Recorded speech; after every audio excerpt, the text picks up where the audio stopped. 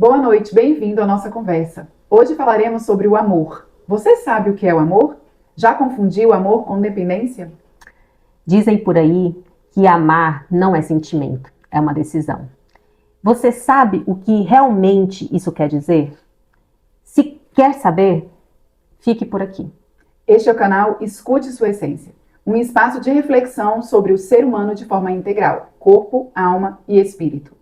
Eu sou Júlia Montenegro, psicóloga e sexóloga. E eu, Larissa Salles, psicoterapeuta gestaltista. Então, o que é o amor?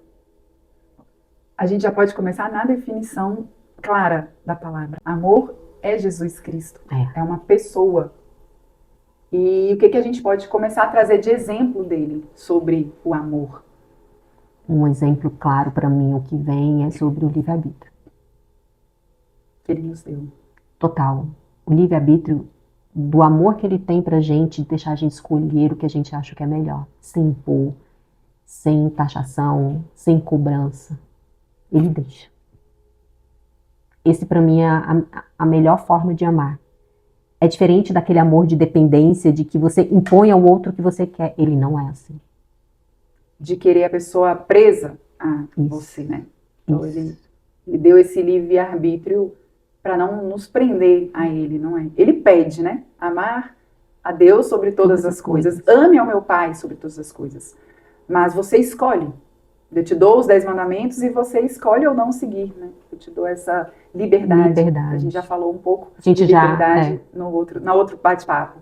Mas, inclusive, o amor vem dessa liberdade, né? Exato. O amor é um sentimento que é a base de tudo, pra gente ser humano. Se a gente não tiver essa base desse amor, como Jesus Cristo nos ensinou, a gente não vai conseguir servir, não vai conseguir seguir, não vai conseguir fluir. Fica tudo preso. Então, estar no mundo, estar nesta conexão, é amar. É tão simples, mas é tão complexo estar isso na prática. Como que é essa prática? Como que é o amor na prática? Servir. Na prática é serviço. As pessoas realmente, a gente ouve muito, todo mundo falando disso, né? É serviço, a gente entende, a gente sabe que amar não é sentir, não é um sentimento. Amar está ligado a uma decisão. Todos os dias eu acordo e decido amar, decido servir. Mas o que eu percebo, Larissa, é que as pessoas falam muito da boca para fora e não internalizam esse conceito. Não entendem de fato o que é isso. O que é servir, então? O que é amar, então? As pessoas ainda ficam ligadas a esse sentimento. Ainda esperam sentir algo para poder dar em troca. Então, tem essas relações sempre de utilitarismo, né? Sim. Eu quero uma troca. Aí, na troca, a pessoa me serve, eu sou servido o tempo inteiro, eu sinto uma coisa gostosinha, porque estou sendo servida, aí este amor, que aí eu digo que é amor, eu devolvo. Então, eu estou sempre olhando para o outro, querendo uma troca. E isso não é um amor de verdade, né? Um amor de verdade é você servir sem querer nada em troca. Então, um exemplo, quando a gente começou a falar de Cristo, ele nos deixou isso e ele nos pediu isso, na verdade. Quando ele coloca amar ao meu Pai sobre todas as coisas e amar ao próximo como a ti mesmo, ele pede isso pra gente o tempo inteiro. Ame seu irmão, ame seu próximo. E quem é esse irmão? Parece que é uma pessoa desconhecida. Não. É meu filho, é o meu marido, é a minha esposa, são os colegas do trabalho. É outro ser. É um outro ser. É outro ser. Um exemplo de prática que a gente pode trazer aqui, Júlia, é quando o ato de servir é quando Jesus lava os pés dos seus discípulos. É um exemplo forte e marcante de que servir é fazer por outro o que você gostaria que fizesse por você. De uma forma genuína, de uma forma sem expectativa.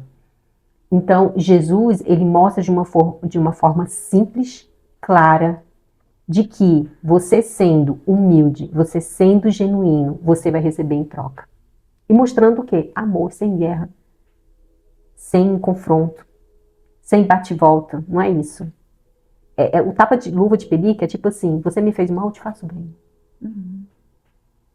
Perdoa.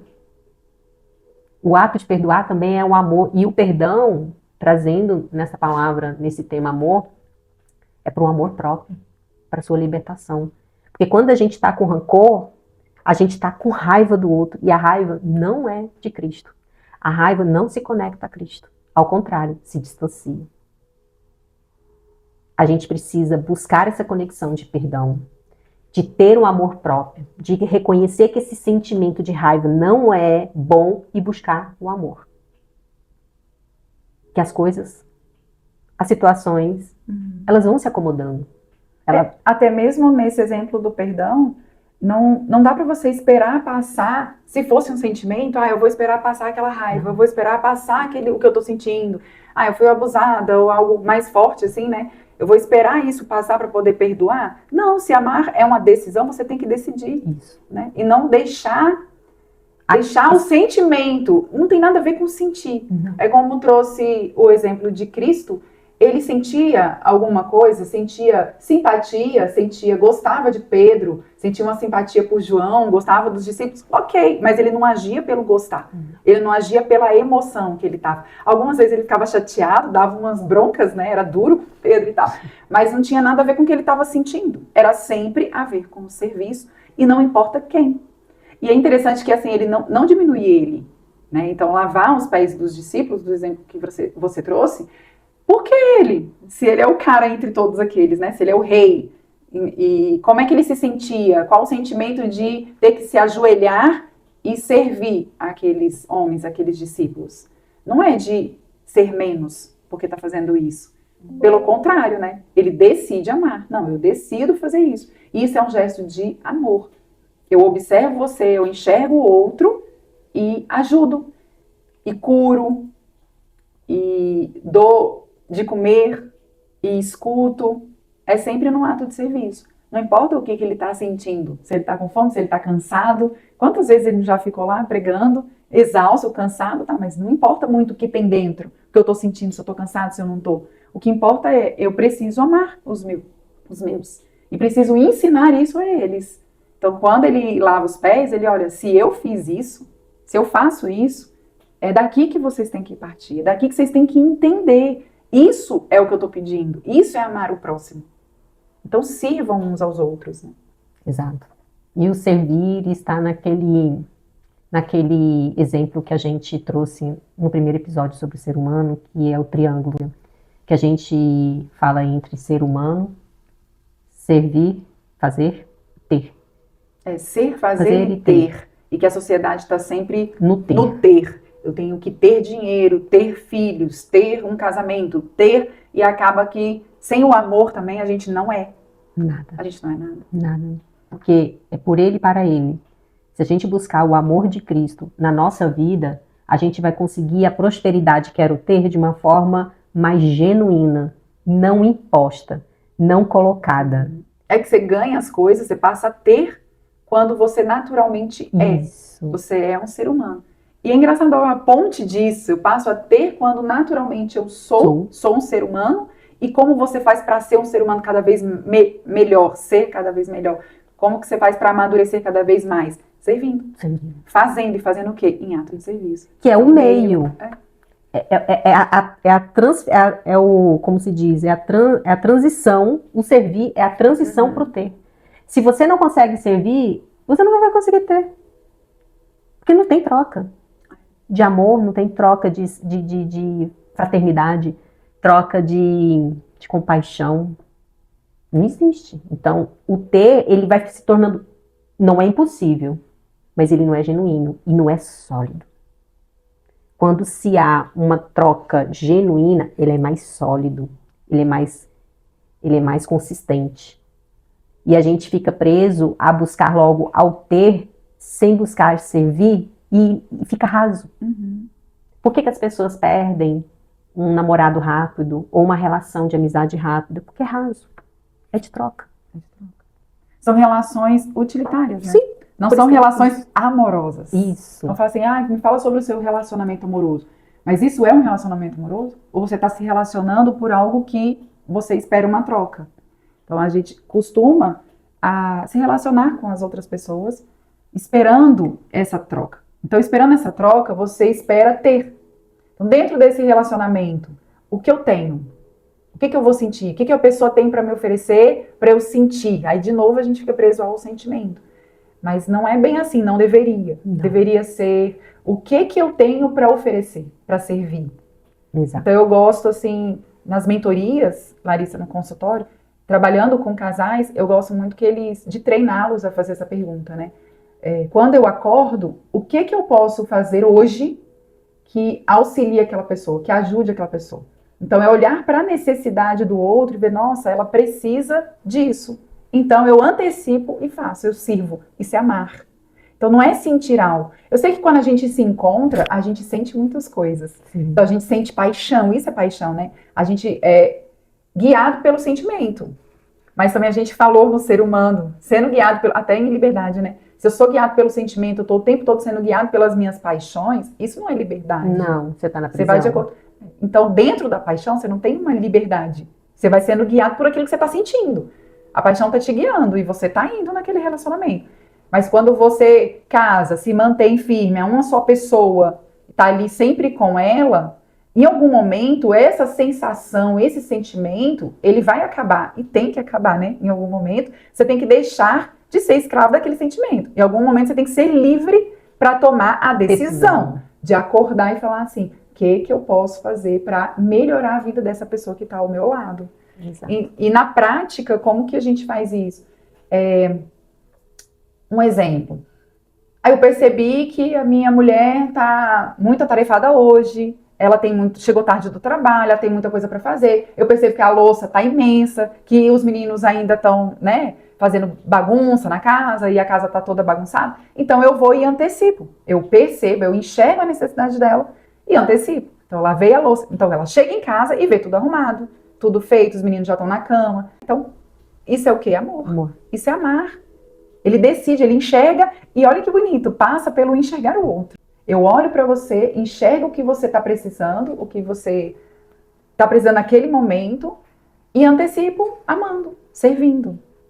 Como a gente faz isso na mentoria, Larissa, a partir das 5 linguagens do amor. Não sei se vocês já conhecem e leram o livro das 5 linguagens do amor. Não é buscar qual que é a linguagem do outro, não precisa também estar preso a isso. Mas exercer todas as linguagens. A gente tem uma linguagem do amor que é ato de serviço, esse exemplo que eu dei, né, do lavar a louça. A gente tem a linguagem do amor que é palavra de afirmação, elogios. Então você acorda, bom dia, meu amor, já elogia uma coisa que ele fez, elogia que ela tá bonita, vem do elogio. Dar presentes, né, um ato, um gesto de amor também. Então isso tudo é treinável. São coisas da rotina do dia a dia que dá para treinar. É simples. Você dá um presente, no outro dia você falar, ficar juntos, que é o tempo de qualidade. Então isso é treinável. Essas ações, esses comportamentos são treináveis. Agora, a mudança de olhar, a visão de enxergar o outro e enxergar como meu irmão, olha que bonito, antes de ser meu marido é meu irmão. Antes de ser minha mulher, antes de ser meu filho, é meu irmão em Cristo. Então, enxergar este irmão no outro e fazer o que Cristo pediu, então eu vou servir, eu vou amar, aí é uma mudança de olhar. Sim. Comportamento é treinável, sim. A gente treina no consultório. Mas essa visão, essa mudança de olhar, aí só Cristo, né? Mas é estar nele, buscando a ele, que não tem outra fórmula, Júlia. Quando a gente, mesmo em terapia, por mais que você em terapia mostre para a pessoa como ela funciona, se ela não tiver um pouquinho de abertura, de compaixão, de entender o amor de Cristo, ela não vai estar neste lugar. Porque ela está fechada. Uhum. Ela vai ver naquele momento, a priori ali, ela vai enxergar, nossa, eu tô assim, mas aí ela volta, vira a chave de volta de uma forma instantânea. Já aconteceu eu atender paciente, Júlia, de mostrar a realidade da relação tóxica que existia no meu paciente, e chegou num ponto que eu virei para ele e falei assim, olha, você já teve consciência de todas as situações, você sabe como que tá a sua relação. O que te faz permanecer ainda? Ele falou, não sei. Eu falei, então, a caminhada daqui para frente é você entender isso. E você vivenciar com a consciência que você tem, mais ainda para você ter a sua decisão do que você quer. Se você quer terminar, então vamos trabalhar o que precisa terminar. Se você quer continuar, entender e aceitar o que você está ali. É um ato de amor estar ali e viver? Tá bom. Então, não reclame. Então, não sofra. Então, viva da forma e entenda como o outro funciona para poder se tornar mais leve. Porque quando a pessoa fica presa somente do como o outro funciona e você não presta atenção ao como você funciona, você fica no limbo achando que o outro tem que fazer e você não. Porque às vezes, muitas das vezes, é parte de você. Você que tem que mudar a sua forma de pensar e de agir para que não se torne cansativo.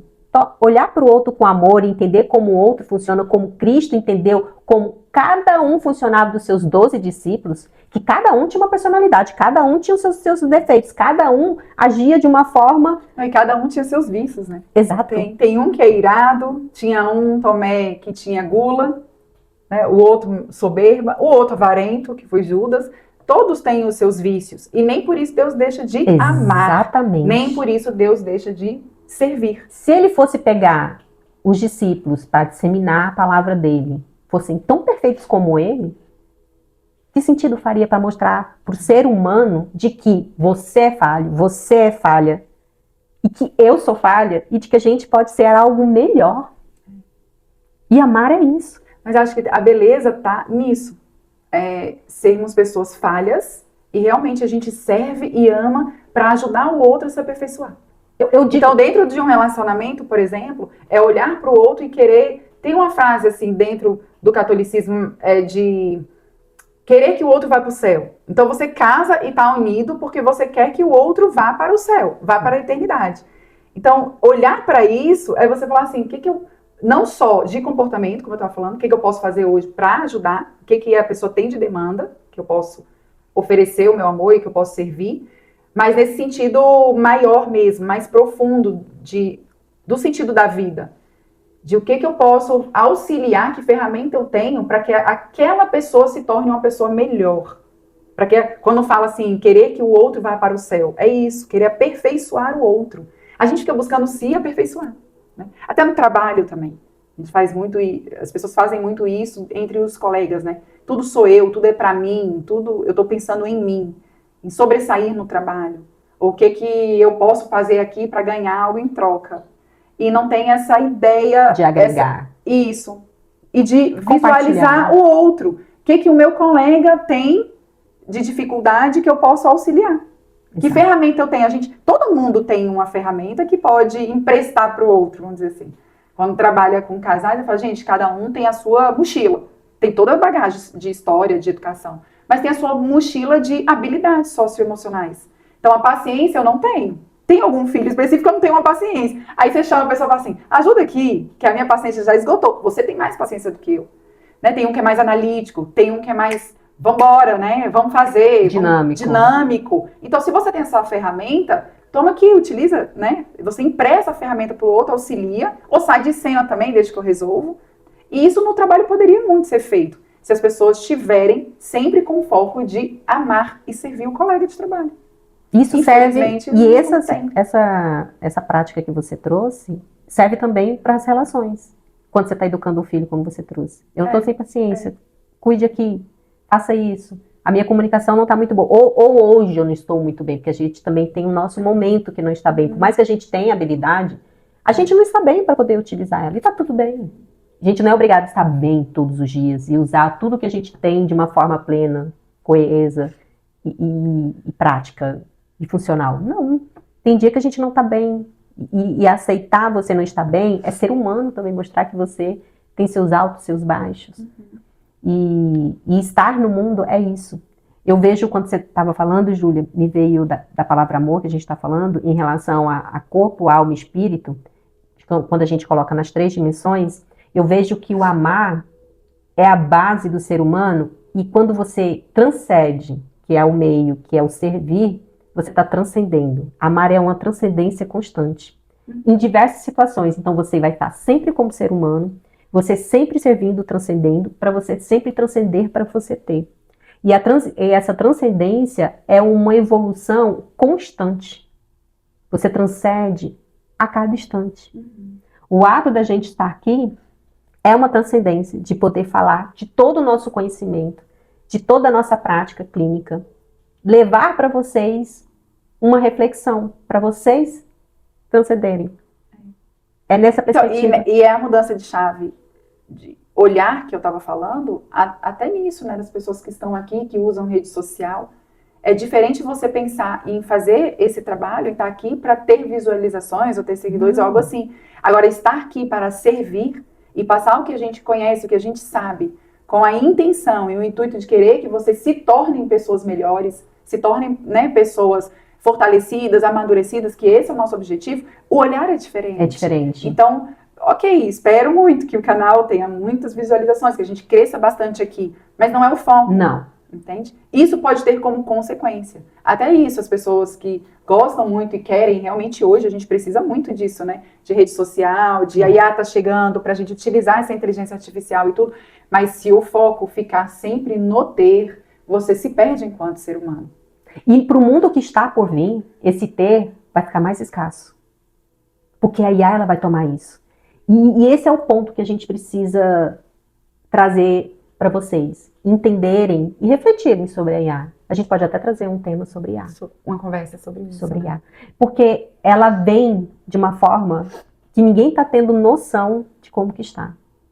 Quando a gente menos esperar, a gente vai estar no meio de um tornado, de uma situação. Mas também acredito que, se for da vontade dele, Sim. Ele traz isso também justamente para mostrar para os seus filhos, olha, sejam mais humanos, tenham artificiais. relações menos artificiais. Sejam mais, em tudo, menos artificiais em tudo, nas relações, no trato com as pessoas. Eu pedi para vocês amar ao seu irmão como a ti mesmo. Então não fique sempre preocupado consigo, com ter, com fazer as coisas, né, com ter visualizações. Você vê que sentimento, a pessoa fica preocupada quantas curtidas tem, sempre linkada ao que está sentindo. O que eu sinto com isso? O que eu sinto? Me sinto amada. As pessoas são carentes de amor, de sentir esse amor, de sentir o amado. E esquecem de amar. Elas querem sentir, mas esquecem de amar. Exato. Quando você está falando de educação, a gente na educação faz isso, a gente ama muito quando a gente tem os filhos. E a gente não espera nada em troca. Estava pensando como que é bonito isso que o Criador trouxe pra gente, né? De nos convidar a participar da criação, por isso que a gente procria. Então ele nos convida a fazer parte dessa procriação, termos filhos, e aí é o treino que ele nos dá. Ele fala, começa a treinar aqui, a amar, a servir, porque a gente serve sem querer nada em troca. É um serviço genuíno, é de fato um exercício de amar. Então tem que acordar no meio da madrugada, tem que dar de mamar, tem que trocar, e não ter nada em troca. Você está sempre servindo, amando, dia após dia. É um treino. Então ele nos deu essa oportunidade de treinar todos os dias, quando a gente tem um ser humano para cuidar. Cuidar corpo, que eu estou falando, alimentação e tudo, para guiar, para transformar, para forjar o caráter daquele ser humano. Olha que lindo. Você vai fazer aquele ser humano ser o máximo da perfeição que você conseguir. Você vai moldar, você vai ajudar no caráter, você vai ensinar o que é certo e errado, o que é moral, o que é imoral. Então ele vai forjando o caráter dele junto com você. Você está guiando. Ensinando como que é o amor de Cristo, colocando dentro dos princípios cristãos. Então, e ajudando ele a ser Sim. humano. Como fazendo isso, querendo ele em troca? Não vai funcionar. Fazendo isso, amando, se doando desde o início. É um serzinho pequenininho que não tem nada para te oferecer. Ele não vai te dar nada em troca. Agora a pergunta é em que momento as pessoas passam a querer algo em troca. Porque você está com um filho, você está fazendo esse treino de amor. Em algum momento, quando esse filho entra na adolescência ou fica adulto, você passa a criar expectativas, que ele te dê alguma coisa, que ele faça algo que você queira. Então tem algum momento ali que a gente acaba se corrompendo desse amor. É isso. A gente foge desse amor. Onde que se corrompe é quando se cria uma expectativa de que é seu. E não respeitando, tendo o amor de respeitar o que é a expectativa do que o outro quer para a vida dele. Quando a gente cria muita expectativa para o outro, a gente se frustra. A gente tem que criar expectativa para a gente, que é o propósito. A gente confunde isso, Júlia. E tá muito isso comum no consultório. Muito, muito. Das pessoas pensarem mais no que o outro pode oferecer, sem focar em si, projetar em si, qual a sua expectativa e qual o seu propósito. O como o outro vai ser e fazer é uma coisa que você não tem controle, eu não tenho controle, ninguém tem controle. Eu só tenho controle do meu ato, da minha escolha, do meu servir. E aí é onde a gente entra na questão que vai para a transcendência de salvação. Porque a salvação, ela é individual. O que você faz, você acha que você vai salvar para o outro? Não. É porque o outro tem escolha. Cada um tem sua escolha. É o livre-arbítrio que a gente falou aqui no início. Se Cristo deu o livre-arbítrio, a escolha, ela é individual. Quem sou eu para tirar, né? O máximo que a gente pode fazer pelo outro em relação a isso é orar. Orar é um ato de amor. É um ato de dar para o outro a liberdade de escolha. Se quer seguir no mesmo propósito de servir ou se prefere seguir no seu egocentrismo. E é escolha. Não tem como a gente impor. Se a gente impõe algo pro outro, não é amor. Aí é uma codependência, é uma relação tóxica, é uma relação de cobrança. Amor é liberdade. E a oração nos fortalece pra gente ser aquilo que a gente é, né? Na essência. E em comportamentos, mudar comportamento, mudar atitude, treinar esse serviço, esse amor como forma de serviço, é importante a psicoterapia. Sim. Porque na psicoterapia a gente consegue amadurecer a nossa personalidade. Porque a dificuldade de entender o amar como ato de serviço é a imaturidade. A gente está sempre querendo tudo para si, querendo ser amado ainda, talvez por uma falta na infância. Então, boa parte das pessoas não teve aquele amor de pai, aquele amor de mãe, aquele abandono, ou teve, mas também não integrou, assim, não internalizou e sentiu de fato como uma pessoa amada, completa. Por isso que as pessoas não se sentem completa e buscam nos relacionamentos essa completude, né, do Sim. outro, de sentir amado o tempo inteiro. A busca por sentir amado o tempo inteiro, pelo sentimento, e não buscar treinar amar. Então é necessário a psicoterapia para fechar esse contorno afetivo, a pessoa entender quem de fato ela é, o propósito de vida dela, e a partir daí falar, não, eu estou pronto. Para quê? Para amar o próximo. É porque o amor, Júlio, quando você fala assim de fechar o contorno, quando o outro está esperando do seu parceiro, ou do seu filho, ou de alguma amizade que seja, esperando de pai e mãe ainda. Muitos adultos que ficam eternamente esperando algo dos pais. Ou seja, ela não encontrou ainda o seu amor genuíno, espiritual, que a gente fala de confiar no espírito. Não encontrou esse amor. E ficar dependendo do outro, desse amor, você está, de uma certa forma, idolatrando e esperando algo de alguém que, se não tem uma questão elevada de sentimento, de alma e de espírito, não vai te dar. Não vai. Isso não te espere. Você está esperando no lugar errado, da pessoa errada. Que você coloca a pessoa em um outro lugar, né? Exato. A pirâmide, quando você fala daquela pirâmide, você trouxe a pirâmide do ser, do fazer e do ter, mas tem uma pirâmide também no qual a gente deveria colocar o Criador, né? Deus, em todas as relações. Então, numa relação amorosa, a gente fica olhando para si, querendo tudo para si, querendo se sentir amado. Então, eu quero ser feliz. Então, no consultório, a gente faz esse caminho inverso, de não olhar para si e sim olhar um para o outro, para a gente enxergar a necessidade do outro. Mas depois, em um outro momento, é ok, agora para de olhar para si. Porque olhar para si o tempo inteiro, olhar para o outro, né? Olhar para o marido, você acaba olhando demais e apontando demais. Então, no decorrer da terapia, a gente leva os casais a olhar para cima. Exato. Isso faz diferença. Total. Então, dentro de um casamento, por exemplo, que não tem esse olhar para cima na pirâmide, eles ficam olhando um para o outro e se apontando. Então, olhar para cima e buscar a Deus, essa parte espiritual. Quando a gente fala parte de espiritual, gente, é entender o seu propósito como ser humano. Isso. E só Ele pode te guiar nisso. Então, você se sente completo. Nessa completude, você ama o outro por Ele e para Ele. Ah, mas ele isso. Ah, mas ele não faz. Ah, mas ele é egoísta. Ah, mas ele... Porque você está olhando para Ele. Então, não importa o que Ele é e não importa o que Ele faça. O que importa é, eu vou amá-lo, vou servi-lo para Deus e por Deus. Igual filhos também. Não importa o que ele fez, o que ele deixou de fazer, entrou na adolescência, foi para as drogas, não sei. Mas não é o que ele faz, é quem ele é. E aí eu não vou amar meu filho por ele mesmo, o que vier dele. Eu vou amar por Deus. Né? Deus me deu esse ser para guiar. Então eu vou amá-lo por ele e para ele. E a prova maior disso que você trouxe agora, Júlia, é mostrar como exemplo de Jesus Cristo que amou os seus discípulos da forma mais genuína possível, no sentido de que cada um tem a sua personalidade, tem sua forma de funcionar, tem os seus vícios, e que ele mostrou a realidade de como amar o outro dessa forma genuína, respeitando e entendendo como cada um é dentro da sua forma de ser. E até mesmo os inimigos. Exato. E é o que ele pede pra gente.